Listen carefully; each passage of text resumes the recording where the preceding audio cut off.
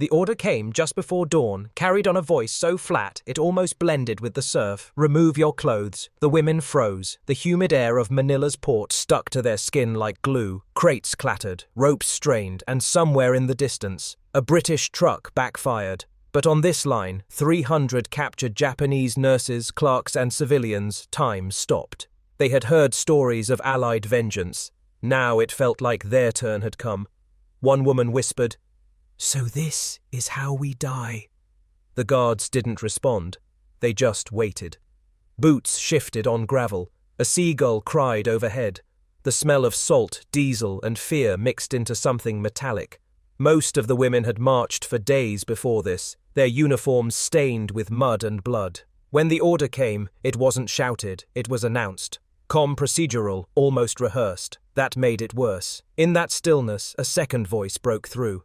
British accent, young. "You will be inspected for lice and infection. Medical procedure. No harm will come to you." But the words didn't fit the moment. A soldier explaining mercy. Impossible. The women hesitated. The guards waited longer. Sweat rolled down spines. Dust clung to bare ankles. No one moved first. Then one woman, a former nurse named Ako, stepped forward. Her hands trembled as she unbuttoned her tunic. The others followed, shame burning through fear. Behind them, Allied medics unfolded white sheets. Not ropes, not rifles, towels. The shock hit harder than any bullet. One British officer turned his face away as he handed Ako a towel. She had expected disgust or cruelty, but saw embarrassment. That flicker of decency cracked something inside her. This wasn't how enemies behaved. As they dried off, she noticed the guards keeping their distance, heads bowed slightly, as if acknowledging, not dominating the prisoners. The air felt different now, not safe, but strange, too civilized for war. When the inspection ended, no one spoke. The women stood in stunned silence, still clutching their towels, unsure whether to thank their captives or fear what came next. But before they could decide, another voice called out, "Proceed to medical tents for further checks." The next step would show them what inspection truly meant. The women entered a canvas tent that smelled of iodine and wet canvas. Lanterns flickered against the khaki walls, and for the first time since their capture, they were out of the sun. Ako clutched her towel tighter, her heartbeat louder than the shuffle of bare feet around her. She expected more humiliation, maybe interrogation, maybe photographs. Instead, a man in a faded British medical uniform stepped forward, clipboard in hand, eyes tired but steady. "Name?" he asked softly. No bark, no sneer, just procedure. Behind him, two nurses in white coats laid out disinfectant, gauze, and soap. The women exchanged confused glances. One whispered, "They're treating us." The officer, Captain Wallace, didn't look at their faces as he worked. He noted bruises, checked for fever, applied ointment to open wounds. When he reached Ako, he paused. Her hands were trembling uncontrollably. "You're safe here," he murmured, though he knew the words would mean little. Outside, the noise of ships and trucks bled through the tent flaps. The war still roared beyond this small, strange island of mercy. But inside, something fragile was forming, a truce that no general had ordered. Ako couldn't stop watching him, not because he was kind, but because he seemed burdened by that kindness, as if decency itself was dangerous. She noticed how he turned his head away each time a woman reached for a towel. No smirks, no lingering eyes, just discomfort, the kind that comes from empathy. Later, the women were led to a wash basin, hot water, actual soap. Their reflection in the steel basin made them flinch. Filthy, thin, unrecognizable, but alive. And no one shouted at them. No one struck them. Back home. Ako whispered to the woman beside her. "They would have left us to rot if we failed." The nurse didn't reply. She just nodded slowly, eyes filling with something that wasn't quite tears. Maybe confusion. Maybe guilt. By the time the inspection ended, the women were quiet, wrapped in clean blankets. The guards carried their old uniforms away to be burned. Outside, the setting sun threw long shadows over the tents. For the first time, Ako realized these men didn't hate them. They pied them, but pity, she would soon learn, could be more disarming than hate. By morning, the camp smelled of broth, not gun, oil, or sweat. Broth, Steam curled from tin pots over open fires as British and Australian orderlies moved between the tents, handing out metal bowls. The Japanese women hesitated again. Every sense screamed trap. Their last warm meal had been months ago, served by their own army before surrendering. Since then, food had meant survival of the fittest, stealing, bargaining, enduring. Now the enemy offered soup. Ako watched a soldier ladle brownish liquid into her bowl. He didn't speak Japanese, but he smiled awkwardly, gesturing for her to eat. She waited for others to taste it first. No one fell. The smell, meat, onions, maybe barley, was too real to resist. When she finally raised the spoon, the warmth hit like a shock. It wasn't just food. It was proof that something she'd believed about the enemy was wrong. Nearby, a guard offered bread. Real bread, soft white, still warm from an oven somewhere. Ako took a piece and stared at it like it was a relic. "They feed us better than our officers did," whispered one nurse.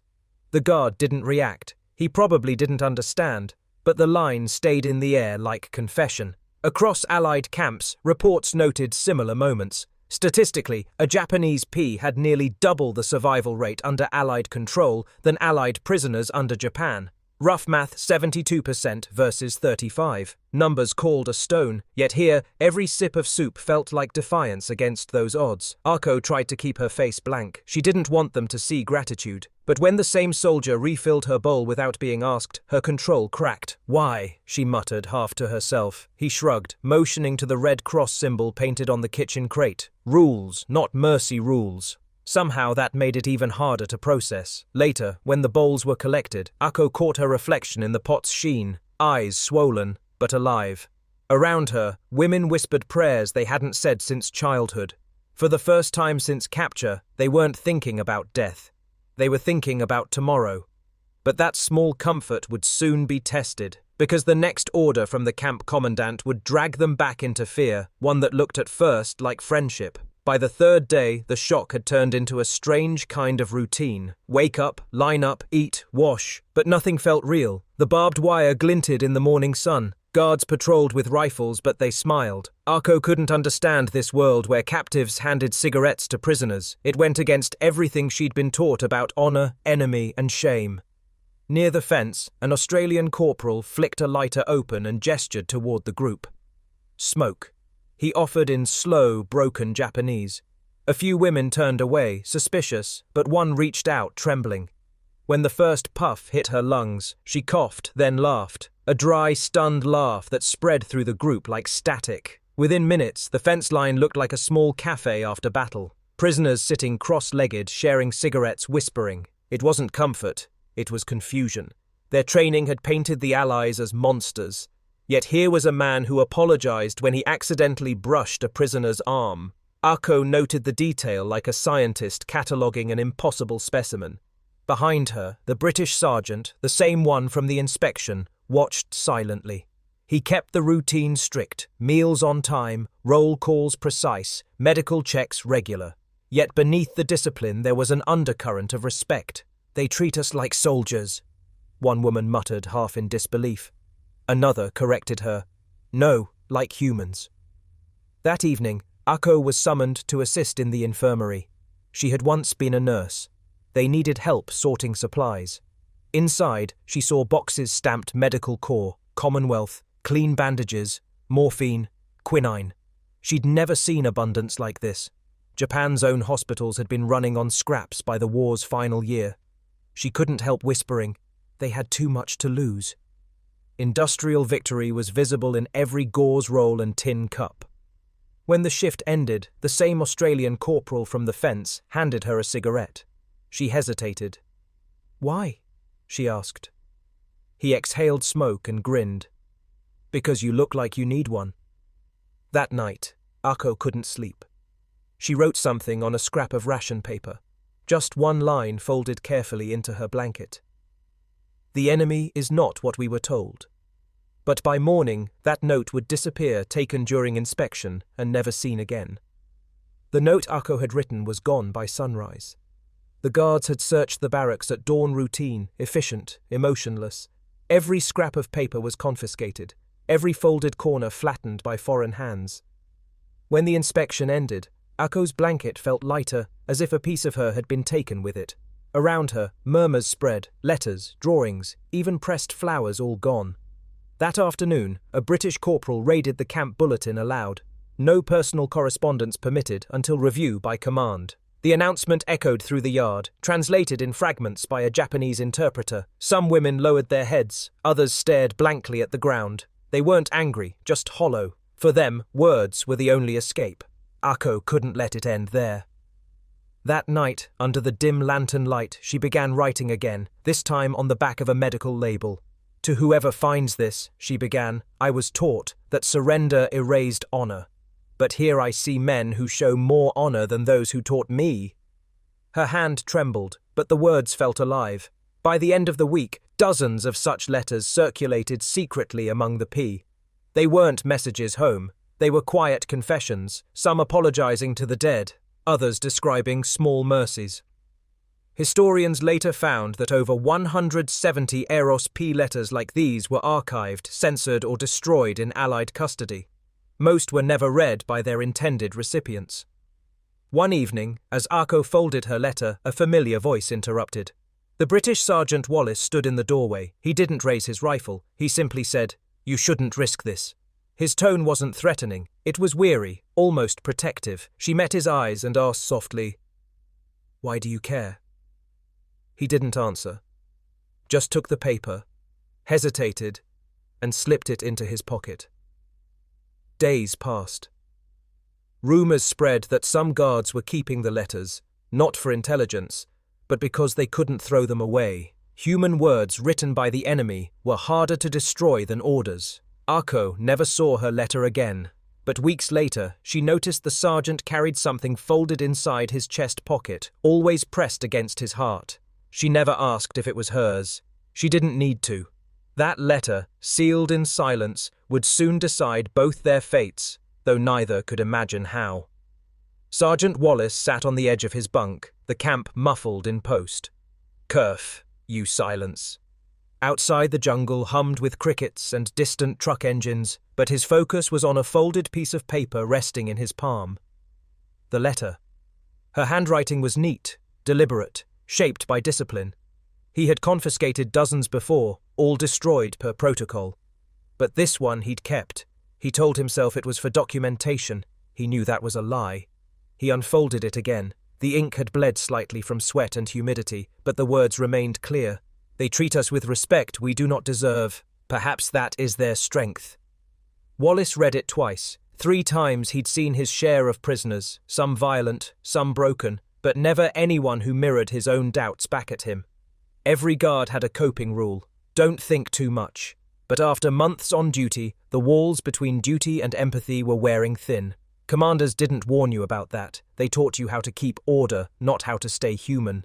The next morning, during roll call, Wallace caught Akko's eye for a moment longer than he should have. She bowed slightly, a gesture of quiet understanding, not defiance. That single moment would have gone unnoticed if another soldier hadn't been watching. By midday, rumors crawled through the barracks. The Brits gone soft. He's protecting one of them. It wasn't true, but truth mattered less than perception in war.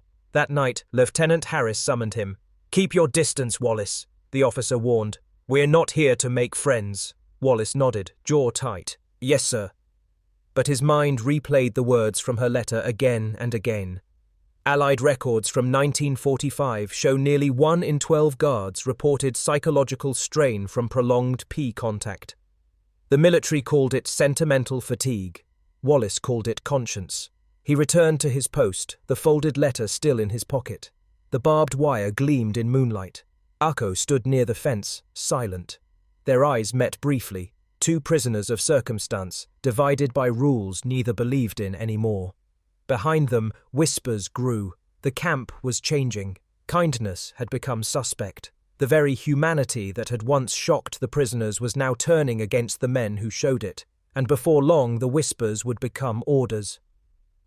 By the end of that week, the camp felt colder, though the Manila heat hadn't changed. Soldiers spoke less, smoked more.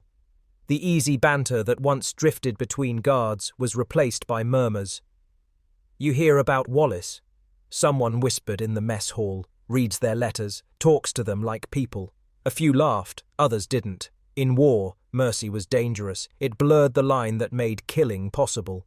Rumors spread fast in isolation. The cooks claimed Wallace gave extra bread to a Japanese nurse. The quartermaster swore he saw him pass something folded through the fence. None of it could be proven, but in the machinery of military gossip, proof wasn't needed. By the third retelling, Wallace wasn't just a lenient guard. He was a sympathizer. The irony wasn't lost on him. The very decency they were ordered to show, the Geneva rules, the medical inspections, the humane rations, was now being twisted into suspicion. One corporal muttered, "You treat them soft, they'll stab you in the back." Another replied, "She looks harmless till the knife's in your ribs." It didn't matter that there hadn't been a single escape attempt. Fear was oxygen in the barracks. Akko noticed the change too. The cigarettes stopped. The smiles vanished. The guards looked through the prisoners, not at them. The small world of civility they'd built was cracking. One afternoon, during laundry duty, Akko overheard two Australian privates arguing outside the supply shed. "You really think those women are just nurses?" One said, "Spies, more like they know codes. Radio ops bet half of them were trained." The other shrugged. "Maybe, but they're beaten now. Leave it." That night, Wallace found a note on his cot. It wasn't signed, just 3 words scrolled in pencil. "Watch your back." Reports from 1945 confirm that over 300 suspected espionage cases surfaced across Allied Pacific commands. Most proved false, but paranoia never needed evidence. By morning, new orders were posted on the bulletin board. Certain detainees to be relocated, immediate transfer at dawn. A list followed. Akko's name was on it. When Wallace saw it, his throat went dry. He understood transfers happened all the time, but this felt like erasure. And as the trucks lined up under the floodlights, he knew he'd have to decide whether to obey his orders or defy them. The trucks were already idling when dawn cracked open the Manila sky. Headlights cut through mist and dust, throwing long white beams across the yard. Prisoners stood in rows, silent, expressionless, clutching their few possessions in burlap sacks. The sound of engines drowned out the birds. Akko was in the second row. Her name had been called 30 minutes earlier. Her number stenkled onto a clipboard she wasn't allowed to see. Wallace scanned the manifest again. 50. One prisoner scheduled for transfer to the American sector. Routine relocation, the lieutenant had said, but Wallace knew the pattern. The troublemakers, the outspoken, the ones who'd drawn too much attention. And Akko was on it. She caught his gaze once as the guards began to count heads. No words, just that same quiet recognition that had formed between them weeks ago. He wanted to say something, but speech felt dangerous now. The convoy commander barked, "Move." Boots crunched on gravel, chains rattled softly, not restraints, but the sound of metal tailgates slamming shut. Each truck took on its load of prisoners, engines revving in rhythm. Wallace walked alongside, clipboard pressed to his chest. When Akko climbed aboard, she turned, hesitated, then did something that froze him completely. She saluted. Not a gesture of mockery or surrender, but respect, a soldier's acknowledgement of another. The nearby guards didn't notice. Wallace stiffened instinctively, returned the salute with the smallest nod he dared risk. Akko's last glimpse of him was through the slats of the truck's wooden side panels. Dust rose behind the convoy as it began to roll forward, sunlight bouncing off the barbed wire one last time. Reports show that nearly half of all P transfers during the Pacific campaigns took place before sunrise, minimizing risk of sabotage or escape. To the prisoners, it only magnified the sense of vanishing into the dark. As the vehicles rumbled out of the British compound, Wallace stood by the gate, helmet under his arm. The convoy faded into the haze, swallowed by the road leading toward the American run camp near Batangas. He didn't move for a long time, but his thoughts followed the trucks. He had her letter, her handwriting, her story folded in his pocket, and a growing suspicion that this transfer was no ordinary relocation because the Americans ran their camps differently, colder, cleaner, and far less forgiving. The American camp didn't smell like war. It smelled like bleach and asphalt. When the convoy rolled through the gates, Akko's first impression was the silence. No shouting, no chaos, just order. Whitewashed barracks in perfect rows, flags snapping in the coastal wind, guards in pressed uniforms who barely glanced at the prisoners. Everything was efficient, sterile, and impersonal. A sergeant with a clipboard called out names in quick, flat English. Each woman stepped forward, was assigned a number, then guided to a designated bunk. It felt less like captivity and more like processing, like being turned into data. The British had treated them like people. The Americans treated them like paperwork. Akko tried to understand the new rhythm. Meals were exact 7:00–2:00:80. Hygiene inspections daily, medical checks weekly. Even their movements between barracks were timed. The food wasn't bad, canned beans, bread, coffee, but it tasted of metal and control. The Americans spoke less, smiled less. Their kindness was procedural, not emotional. The Red Cross emblem hung on every building, but no one looked up when the prisoners passed. Compassion here had been industrialized. At night, Akko lay awake, staring at the corrugated roof, glinting in the moonlight. The ocean roared faintly in the distance, a reminder of freedom, just beyond the wire. She missed the British sergeant's quiet nods, the small gestures that had felt human. Here, the guards didn't look away when the women undressed for inspection. They didn't look at all. Reports show that after 1945, American P facilities processed more than 10,000 Axis captives per week across the Pacific Theater. Efficiency meant survival, but also distance. Akko learned the new rules quickly. Obey, stay invisible, forget softness. Yet part of her couldn't forget the towel handed to her in Manila, the cigarette shared through a fence. Humanity once tasted couldn't be untasted. One afternoon, a notice appeared on the barracks door, typed in block letters. Mandatory showers, all detainees, hygiene inspection. The words sent a ripple of dread through the room. The women froze, their minds flashing back to the first command at the port. Undress. No one spoke. The past was looping back, and they didn't yet know if mercy had an expiration date. The order was posted at dawn. All detainees to report to the hygiene station. No exceptions. Akko stood in line again, the sun just beginning to climb, baking the corrugated roofs in gold. The déjà vu was suffocating. The same posture, the same words, undress. Only this time, the guard's tone was clipped, administrative, like reading from a manual. Inside the concrete shower block, the air stung of disinfectant and wet lime. Pipes ran across the ceiling, valves hissing softly. American medics moved briskly, rubber gloves snapping as they gestured the prisoners forward. No malice, no hesitation, just the hum of machinery and orders obeyed. Akko's stomach nodded. The memory of that first moment in Manila, the towel, the terror, rushed back. She whispered to the woman beside her, "Do you think it's the same?" The woman didn't answer. Steam hissed, echoing like distant shellfire. Then a spray of fine mist filled the room. The women flinched, shielding their faces. But it wasn't gas. It was disinfectant, cold, sharp. The smell of DDD mixed with soap and metal, flooding every sense. One of the nurses in white coats shouted over the noise, "Keep your eyes closed!"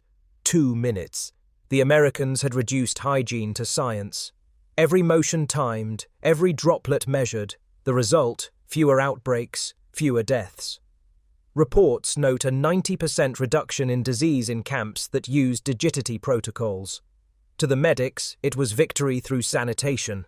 To the prisoners, it was confusion through kindness. As Akko scrubbed herself with the coarse soap, something inside her shifted. This wasn't humiliation anymore, it was decontamination. They weren't cleansing her as an enemy, but as a human organism. She caught a glimpse of her reflection in a puddle at her feet, hair matted, skin raw, but alive. When the valves shut off, silence fell except for the dripping water. The guards handed out towels, faces blank, detached. Akko wrapped herself, trembling. For a fleeting second, she realized the fear had evaporated. Not because she trusted them, but because this ritual wasn't about power. It was about procedure. As the line moved toward the exit, the mirror above the basin caught her reflection again. For the first time, she saw no prisoner, no enemy, just a survivor. But that reflection would haunt her because soon she'd have to face what survival really meant. When the steam cleared, the mirrors told stories no one wanted to face. The room was silent except for the slow drip of water onto concrete. Ako stood before a fogged mirror, her towel clutched around her shoulders, watching her own eyes emerge through the haze. They looked older, hollow, searching, almost unrecognizable. For months she'd imagined her captors as devils. Now, staring at her own reflection, she wasn't sure who the devil had been. She reached out and wiped the glass. The motion revealed the thin scar running across her collarbone, a wound from a shell fragment during the retreat from Baton. She remembered her commander telling her, "Pain proves loyalty." But here, pain had no purpose. It wasn't demanded. It wasn't rewarded. It just existed. Behind her, a medic handed out clean underclothes, plain and white. The women took them silently, moving with mechanical precision. Their uniforms, the symbols of their empire, were gone, burned the night before. All that remained was the human form beneath. The transformation was quiet, but profound. Later, health reports would record measurable changes, body weight increasing by 40% in 6 months, disease nearly eliminated. Yet no statistic could capture what was happening inside these women's minds. The enemy's mercy was dismantling their faith in everything they'd been taught. Ako found herself helping the weakest among them, holding hands, sharing rations, whispering comfort. Empathy, once seen as weakness, now felt like rebellion. "They clean our bodies," she murmured one night, "and somehow they clean our hatred too." The camp routines became her new clock. Morning roll call, meals, hygiene checks.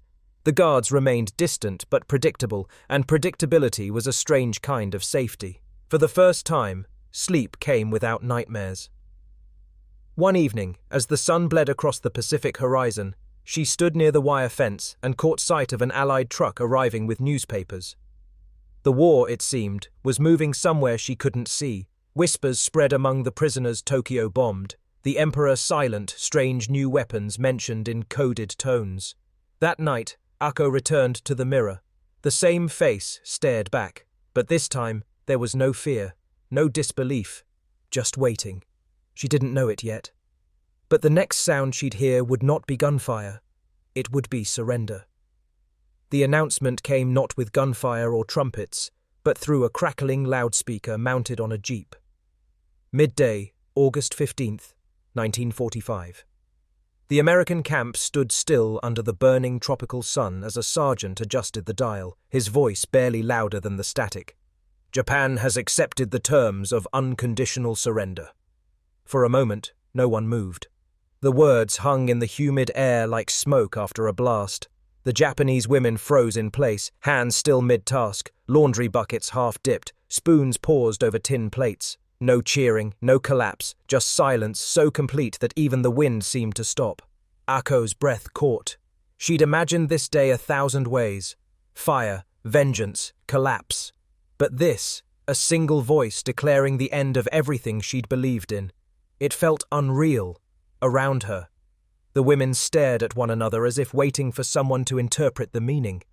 The American guards didn't celebrate either. They simply removed their helmets and stood in stillness. Even they seemed to sense that this wasn't victory. It was a eulogy. The world they'd fought to destroy had surrendered, and yet no one looked triumphant. Ako sank to her knees, not from grief, but from confusion. If surrender wasn't shame, what was it? She remembered the mirror, the towel, the cigarette, the small mercies that had redefined her idea of enemy and honor. Maybe this moment wasn't defeat, but release. Nearby, an American officer lowered the camp flag to half, masked a gesture that made the women whisper, "Respect for them, for the dead, for everyone who hadn't survived long enough to hear the radio crackle." The loudspeaker played faint music next to static cryoled broadcast of Emperor Hirohito's voice, formal and restrained. Words most of them couldn't hear clearly, but knew by tone. It wasn't surrender as humiliation. It was surrender as survival. One woman began to cry softly, almost politely. Another followed, but Ako stayed still, her face dry, her heart strangely calm. For the first time she thought, "We are all just human." The guards began to walk the perimeter again, but slower now, as if unsure what came next. The war had ended, but the camp gates didn't open because peace, she realized, doesn't arrive with a key. It arrives with waiting.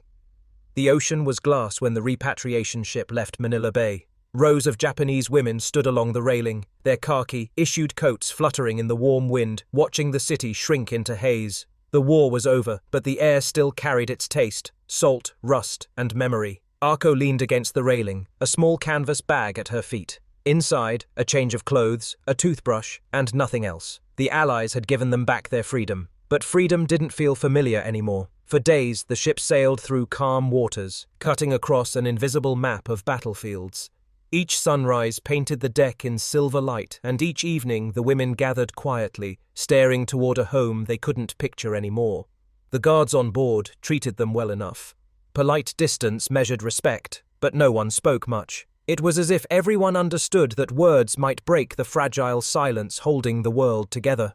Ako kept thinking of the mirror, the towel, the letter she'd written, the one Wallace had kept. She wondered if he'd survived, or if his conscience had cost him more than his rank. There was no way to know. All that remained were fragments, moments of decency in a war built on cruelty. When Japan's coastline finally appeared, a grey silhouette through mist, no one cheered. Some women cried quietly, others just stared. The docks were crowded with officials, nurses, and silent men in armbands reading repatriation authority. The city beyond was unrecognizable. Tokyo lay in ruins, rooftops twisted like paper, streets lined with scorched brick. Even the air smelled different, smoke mixed with seaweed, the scent of defeat. Over 6.4 million Japanese citizens would return home between 1945 and 1950. But home for most no longer existed. The empire they'd pledged their lives to had vanished. What waited was hunger, shame, and uncertainty. As Ako stepped off the ship, she clutched her bag tighter. A child offered her a rice ball through the fence, half cracked, still warm. She bowed, tears burning her eyes. Kindness again from a stranger, just when she thought she'd forgotten what it looked like. That night, in a crowded dormitory, she unpacked her few belongings. At the bottom of the bag, folded and yellowed, was the paper the guards had missed. The unfinished letter she thought was gone. It was waiting for an ending. Years passed before anyone opened the envelope again. By then, the paper had yellowed, the ink had bled slightly, but Ako's handwriting was still graceful, disciplined, even in sorrow. She'd hidden the letter for decades, folded into the lining of an old coat she refused to throw away. Time moved on, occupation, rebuilding, a new flag, a new anthem. But every August, when the cicadas began to hum, she'd find herself touching that hidden pocket, remembering the day she first wrote those words. In 2019, long after her death, her granddaughter donated the coat to a small history museum in Kanbor. The archivist almost missed it. The paper was tucked deep inside, fragile as ash. When unfolded, the first line read, "To the man who showed me mercy when war forgot how." The handwriting was dated 1945. No surname, just Ako. The letter described the Manila camp, the towel, the cigarette, the transfer.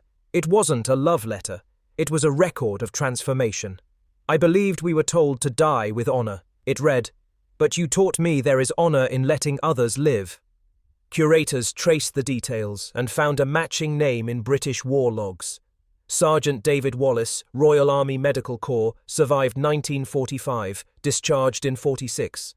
Among his effects donated by his son decades later was a small bundle of personal items. Inside, a folded letter written in Japanese, translated by hand on the back in pencil. The same phrases, the same handwriting, 2 letters, 2 sides of the same war-preserved continents apart. The historian who discovered them wrote, "It wasn't strategy that ended their hatred. It was small decencies." The documents became part of an exhibit titled "Mercy Outlasts Victory." Visitors would stop in front of the display, reading her words beneath the dim museum lights.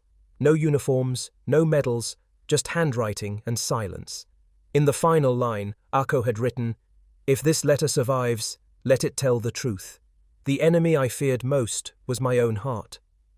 Her granddaughter stood before that glass case on opening day, eyes wet, whispering her name. Outside, rain tapped against the museum windows, soft, persistent, like the echo of a ship engine fading into fog. War had ended 70 years earlier, but her words were still marching.